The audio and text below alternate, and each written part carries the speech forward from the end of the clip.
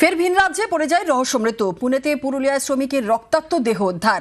পুরুলিয়ার বড়া বাজারের তুমরাশোল গ্রামের সুখেন মাহাতো দেহ উদ্ধার হয়েছে। আরও একবার আপনাদের জানাই, ফের ভিন রাজ্যে পড়ে যায় রহস্যমৃত্যু।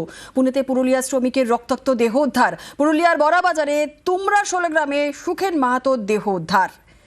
রক্তাক্ত অবস্থায় দেহ উদ্ধার। পুরুলিয়ার শ্রমিকের রক্তাক্ত দেহ উদ্ধার। ফের ভিন রাজ্যে পড়ে যায় রহস্যমৃত্যু। পুনেতে পুরুলিয়ার শ্রমিকের রক্তাক্ত দেহ উদ্ধার।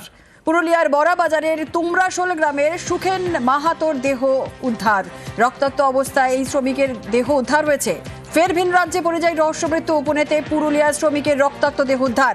পুরুলিয়ার বড়া বাজারের তুমরাশোল গ্রামের সুখেন মাহাতোর দেহ উদ্ধার।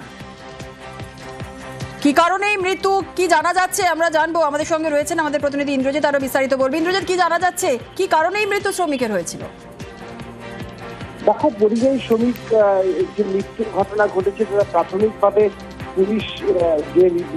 পুলিশ সূত্র যেটা জানা গেছে, একেবারেই দেহে একাধিক ক্ষতচিহ্ন রয়েছে গভীর, এবং তাকে যে খুন করা হয়েছে তা পরিষ্কার। একদিকে যেমন পরিবারের অভিযোগ, তেমনি পুলিশের তরফ থেকেও জানা যাচ্ছে যে তাকে ধারালো অস্ত্র দিয়ে একাধিক আঘাতের চিহ্ন রয়েছে তার দেহের বিভিন্ন জায়গায়, এবং তাকে খুন করা হয়েছে। আমরা যদি জানতে পেরেছি, বড়াবাজার থানা এলাকার তুমরাশোল গ্রামের যুবক সুখেন মাহাতো, প্রায় 31 বছর বয়স।